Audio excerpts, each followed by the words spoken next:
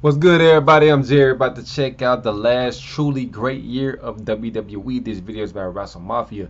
This is the year 2008, where we seen Jeff Hardy become WWE champion at the end of the year at Armageddon, and he became the biggest thing in the world around that time. John Cena, Batista, Triple H still running the show, Edge, everybody so much more. I think this was like the first year WWE went HD, and one of their first years they went PG around the same time as well. This is like a year after the Benoit situation happened, and the wrestling industry was shooken because of what Benoit did and the steroid allegations that several other wrestlers um, was accused of. So WWE had to separate themselves from that era of TV 14 or rated R TV and to transitioning into more family friendly PG stuff. So this 2008 was like the first good year, and Wrestle Mafia says the last truly great year of WWE. WWE. Let's go. Check it out. Finally captured his childhood dream. When John Cena defied medical science and made Yeah. his epic Royal Came Rumble back return. within like When 4 The months. Undertaker chokeslammed Edge to hell. When Randy Orton started kicking people in the head. I Chris hated Jericho Randy Orton. put on a suit and transformed into the best villain WWE had seen in years. When Ric Flair said goodbye. When CM Punk won Money in the Bank. When the two biggest stars of the Ruthless Aggression That era SummerSlam collided match in a was so dream good. match. And these are just some of the things that happened in And I the remember when wild year CM of Punk 2008. cashed in When on most people Edge think during the of the greatest summertime. years in WWE history, they think of the late 90s or the Yep. early 2000s, but WWE in 2008 delivered unforgettable rivalries, shocking returns, and career-defining Yeah. moments for multiple superstars.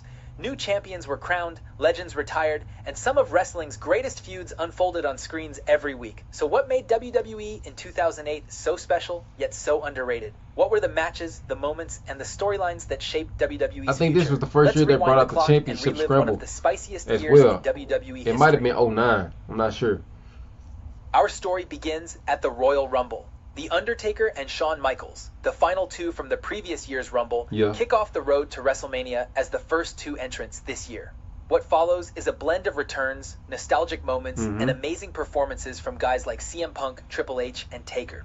However, the real show stealer of the night comes at number 30. In October 2007, John Cena suffered a torn pectoral muscle during a match on Raw. He was supposed to have been The out injury was 9 devastating, months. and initial estimates put his recovery time at 7 months minimum, Yeah, potentially keeping 7 him to out 9 of months, I action think. until after WrestleMania. But 2008 Cena wasn't a normal Yeah. human being. Cena This ended was up getting Super hurt Cena. again. While most Like athletes around, would use like, an injury like this as August, an excuse he to came rest back and in recover November. slowly, Cena approached He his had neck rehabilitation like a Terminator. Cena was determined to return to the ring as quickly as humanly possible. And when Cena's music hit at number 30, MSG erupted. John Cena stepped through the curtain with a sly smirk on his face. The final moments came down to Cena and the game. For nearly 5 minutes, the two went back and forth before Cena eliminated Triple H and won the Royal Rumble. Yeah. In another shocking development, Cena would announce that he wasn't going to wait till Mania and He instead wanted to do it challenged the Orton next for night. the WWE title at No Way Out. Orton would intentionally get himself disqualified and retain the title, leading to a triple threat at And that was Mania smart between heel work. Orton, Cena, and Triple H, where the Viper managed to once again walk out. I don't with the gold. remember that But while match. Orton was dominating Raw, a dark and I remember personal story was brewing Undertaker on SmackDown. versus Edge and Ric Flair versus In the Shawn summer Michaels of during that 2007, time. Edge cashed in his And Money of course, in the the Bank Money on in a the Bank weakened match. Undertaker and became the World Heavyweight I remember when he Champion. cashed in that After night. the Dead Man made his return, the Rated R Superstar That was like spent in 07 months though. dodging Taker's wrath. But the Phenom earned his shot by winning the SmackDown Elimination Chamber and punching his ticket to WrestleMania. At WrestleMania 24, The Undertaker defeated Edge Hell's to Gate. capture the World Heavyweight Championship and extend his undefeated streak to 16 wins. But this wasn't the end of their story. It was only the beginning. Edge had an advantage that most challengers didn't possess. His storyline Vickie girlfriend Guerrero. Vickie Guerrero served as SmackDown's general manager. Remember they had and a she was wedding willing to on abuse her SmackDown. power in every conceivable way to help her man succeed. In an act of Then I blatant remember when corruption, Undertaker Vickie tombstoned banned her. Taker's Hell's Gate, He put her calling in a it too wheelchair. dangerous and stripping the Undertaker That's of the the whole World reason why she in a Heavyweight wheelchair. Championship. Because of At Undertaker. Judgment Day, the Undertaker and Edge battled once more for the vacant championship. Undertaker won the match by countout, but Vickie quickly reminded everyone that titles cannot change hands on a countout. The gold remained vacant, the Undertaker remained frustrated, and Edge continued to smile, knowing the game was rigged in his favor. That brought us to One Night Stand, where WWE decided to settle things once and for all. The match would be a TLC bout, Edge's specialty, a match type synonymous with his name from his legendary encounters with the Hardy Boys and Dudley Boys. For The Undertaker, it was uncharted territory. The Dead Man had competed in Hell in a Cell matches, casket matches, buried alive matches, but never in a TLC match. However, that wasn't the big story here. There was one more stipulation that made the stakes impossibly high. If The Undertaker lost, he would be forced to leave WWE. Edge brought his entire faction to ringside. Every time The Undertaker climbed toward the championship, La Familia dragged him back down. The numbers were too much. Towards the end, Undertaker ascended the ladder, fingertips inches from the gold. Edge, barely conscious, mustered one final burst of energy and shoved the ladder. The Undertaker tumbled backward, falling through 4 tables stacked at ringside in the most terrifying bump of his legendary career. Edge climbed the ladder and retrieved the championship. The Undertaker's career in WWE was over. Edge celebrated with his championship and his allies. Vicky Guerrero gloated from her position of power. And for the first time in years, SmackDown would have to move forward without the Phenom. Of course, this being professional wrestling, The Undertaker's banishment wouldn't last forever. 2 months later, after Edge was caught cheating on Vicky with their wedding planner, she would bring The Undertaker back for a Hell in a Cell match. I want to say John Cena revealed the Dead Man destroyed Edge at SummerSlam and chokeslammed him to hell in one of the most satisfying revenge moments in WWE history. The Edge and Alicia Fox carried SmackDown for months, and during that magical summer of 2008, they gave us some of the best segments and matches in WWE history. But while Edge and Taker dominated the first half of the year, a certain charismatic enigma's pursuit of the WWE Championship would define the second half. For years, Jeff Hardy had been dancing on the edge of greatness. He'd won Tag Team Gold with his brother Matt. He'd captured the Intercontinental Championship multiple times. He'd stolen shows with death-defying stunts that left fans speechless. But the one prize that had always eluded him was the WWE Championship. In 2008, that would finally change, though the road to glory would be paved with setbacks, near misses, and heartbreak. The year started promisingly when Hardy challenged Randy Orton for the WWE Championship at the Royal Rumble. For a brief second, it looked like Hardy might capture his first world title, but then Orton reversed the twist of fate into an RKO, and the dream died. However, after being drafted to SmackDown in June, Hardy found himself thrust into the main event scene on the blue brand. He competed in the championship scramble match at Unforgiven, coming within seconds of winning the gold before time expired. Then, at No Mercy, he challenged Triple H one-on-one, landing a swanton bomb that should have sealed the victory, only for the game to roll him up for a quick pinfall. The frustration was mounting. Every time Hardy reached for the brass ring, it slipped through his fingers.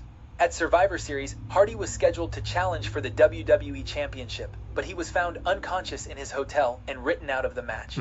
Edge replaced him and captured the title. It seemed like yet another setback, another cruel twist of fate preventing Hardy from achieving his dream. But fans didn't give up on him. They kept chanting his name. They kept pushing him towards his dream. And it all led to December 14th, 2008, Armageddon.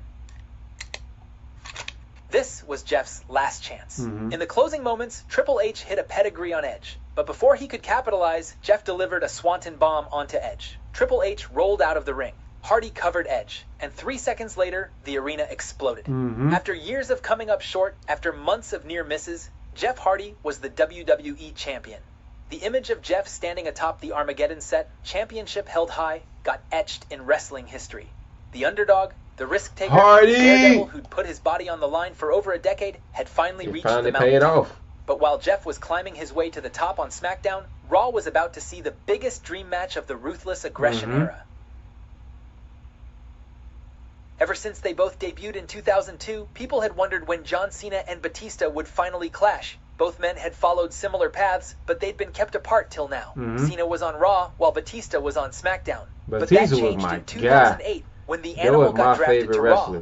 On the July 21st episode of Raw, Batista was facing CM Punk for the World Heavyweight Championship when chaos erupted. JBL ran into the ring, trying to escape a vengeful John Cena. When Cena swung at JBL, he ducked, and Batista caught the punch instead.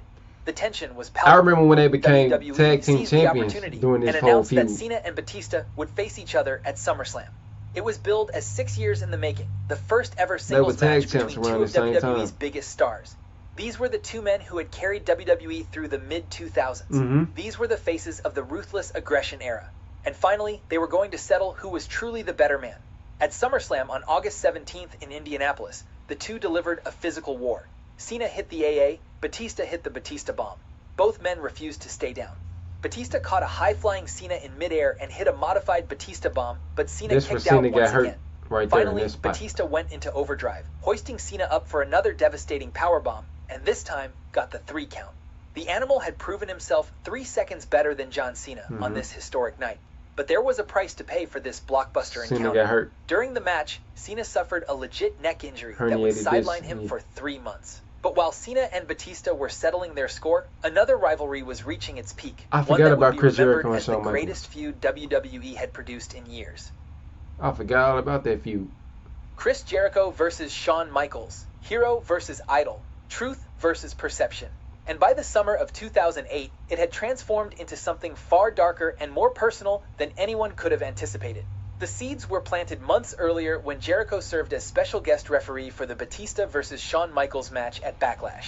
In that contest, Michaels faked a knee injury to gain an advantage, ultimately hitting Sweet Chin Music on Batista to steal the victory. Jericho was disgusted. This was his hero, the man he'd idolized his entire career, resorting to lies and manipulation. The fans still cheered for Michaels anyway, which only infuriated Jericho more. On an episode of Raw, Jericho invited Michaels onto his talk show segment, The Highlight Reel, only to grab Michaels and drive his head face first into the Jeritron 5000. Shawn somehow he traded got some in his glass leather in his jacket eye. and jeans for tailored suits. He spoke with precision and confidence. He became a villain who believed he was the hero of his own story. Yeah.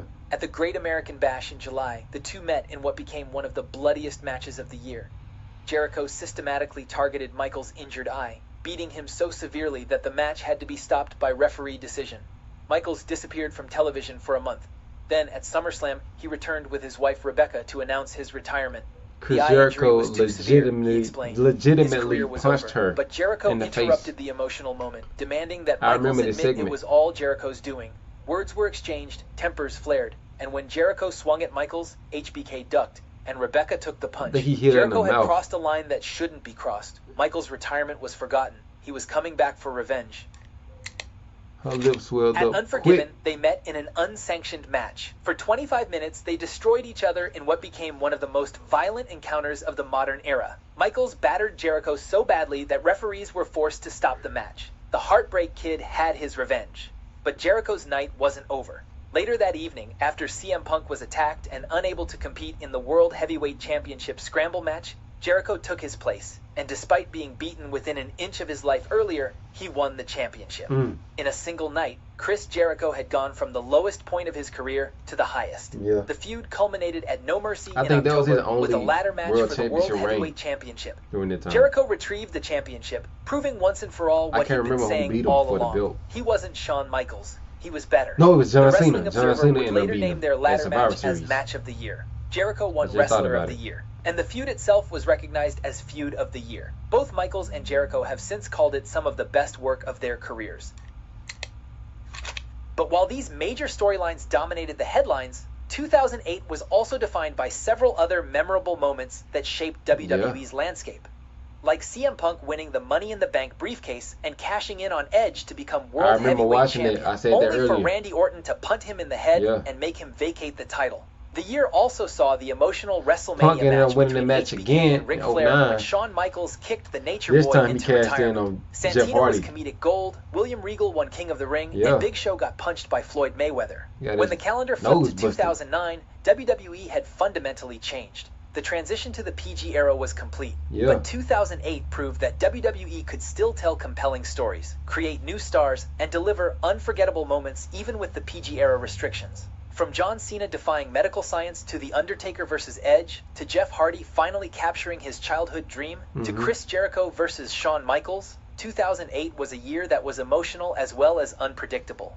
Looking back now, it stands as one of the most underrated years in WWE history, a transitional period that successfully bridged the gap between the ruthless aggression and the PG era, building wrestling's future while honoring its past. Yeah. And speaking of wrestling history, check out this video next about the entire history of pro wrestling from the 19th century to present day. Alright, y'all, that was a good video, man. I honestly forgot about a lot of that stuff that happened in the year 2008. But I remember watching just about everything that he spoke about on his video. Like I remember the storyline between Shawn Michaels and Ric Flair because Vince was trying hard to get Ric Flair to retire. He was putting Ric Flair against some of the most dangerous heels at the time, and somehow Ric Flair always escaped and ended up winning the match to avoid retirement. Then he ultimately had him face Shawn Michaels, Shawn, somebody who Rick inspired growing up, and that made for a good storyline, a good match at WrestleMania. John Cena versus Batista at SummerSlam that year. Then Chris Jericho versus John Cena at Survivor Series of that year, and also Shawn Michaels versus Chris Jericho was a great feud. I think who was 2008 was I'm trying to remember. CM Punk winning the World Championship against Edge. I remember watching that. I think that was at the start of Monday Night Raw. Batista attacked Edge because of what happened the night before at a pay-per-view, and that led to CM Punk coming down there cashing in on Edge to win his first ever World Heavyweight Championship. Other than that, man, I'm excited to see the next video between 2005 and 09 and whatever else Wrestle Mafia got to offer on this channel. I will be checking it out. Thank y'all for watching me. Love y'all. Like, comment, subscribe. Until next time, I'm out. Peace.